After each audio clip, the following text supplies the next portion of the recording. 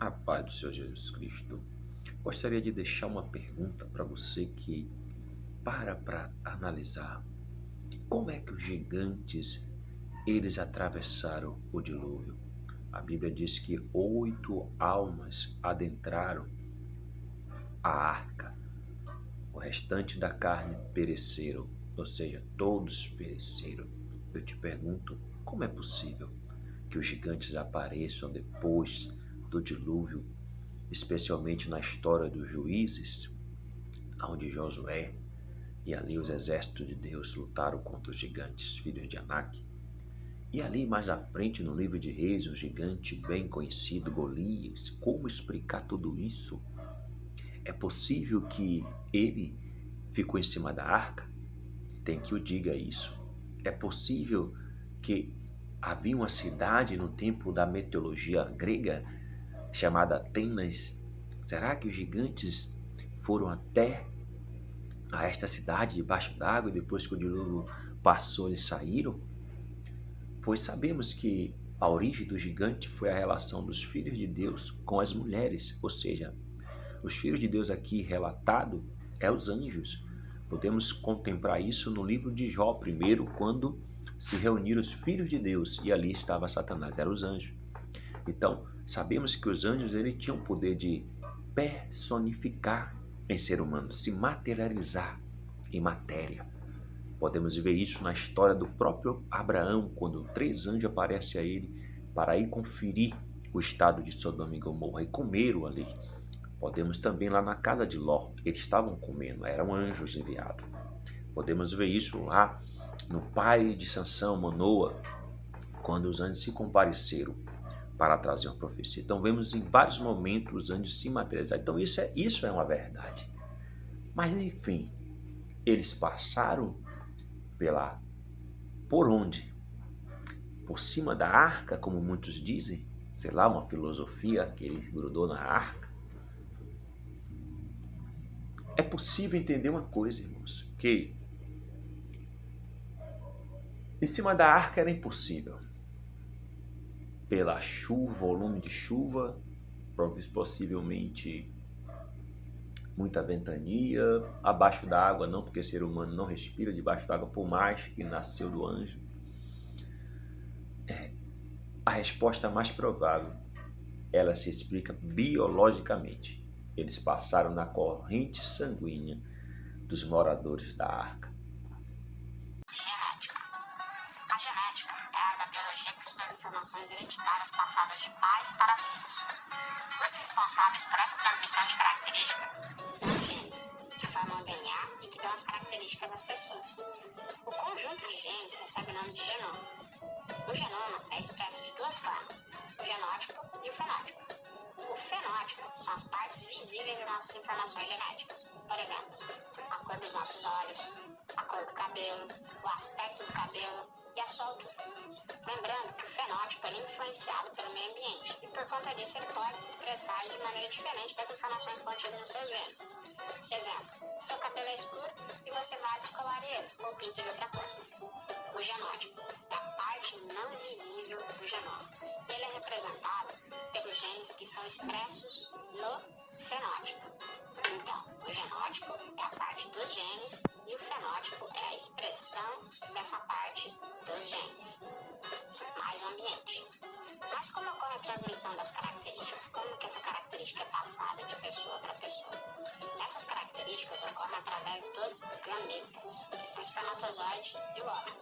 Lembrando que os gametas são células haploides N geradas por meiose, que quando se fundem formam uma célula diploide 2N, o famoso zigoto. Ou seja, uniu o espermatozoide com o óvulo e formou o zigoto, uma célula diploide. Nossa primeira célula que irá se desenvolver e formar um novo indivíduo.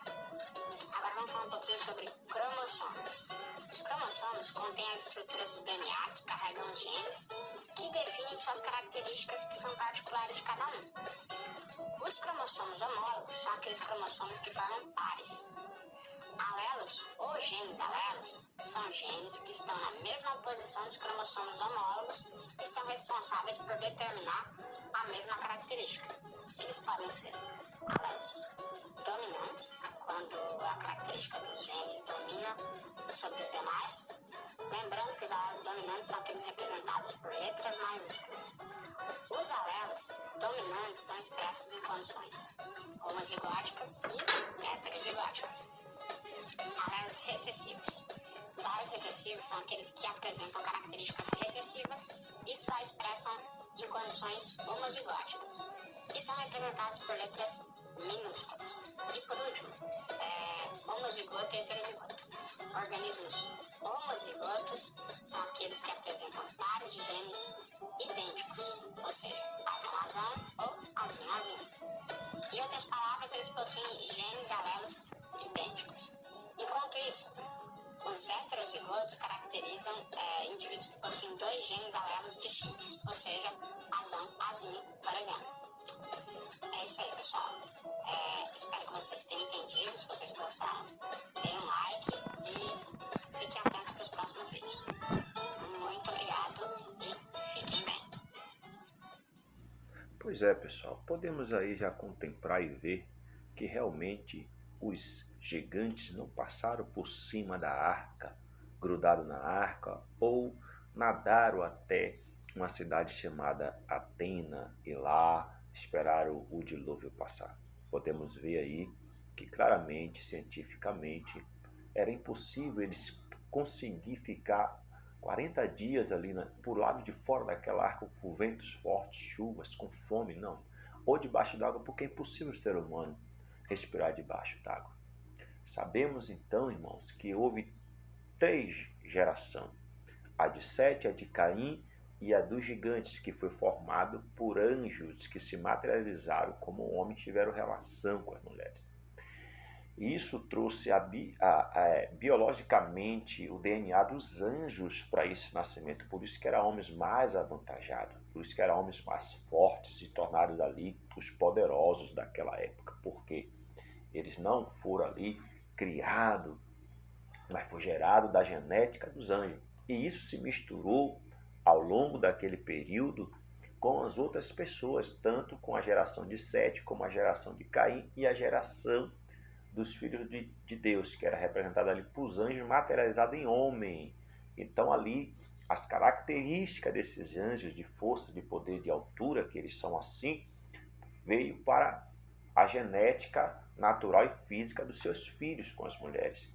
E com isso, quando veio o dilúvio, a alma que achou repouso foi Noé. Noé achou repouso, achou ali a promessa pela fé. Então, por isso que ficou o nome da linhagem de Sete, mas geneticamente havia uma mistura ali na genética de Noé, na genética daquelas mulheres, que era a filha de Noé, daqueles genros, que era esposo das filhas de Noé. A mulher de Noé também não é falada, não é citada. Então podemos contemplar que houve uma mistura de genética ali. Então geneticamente possivelmente, aquele gigante passou na corrente sanguínea. Tanto que mais à frente eles aparecem lá em Canaã, no tempo dos reis, dos juízes e dos reis. Então podemos contemplar sim que geneticamente possivelmente é a resposta mais coerente deles ter passado. Sabemos disso, pois sempre carregamos característica dos nossos ancestrais, como foi aí narrado por esse vídeo aí, né, por essa explicação aí desse profissional aí, desse biólogo, né, que expressou aí as razões cientificamente explicadas.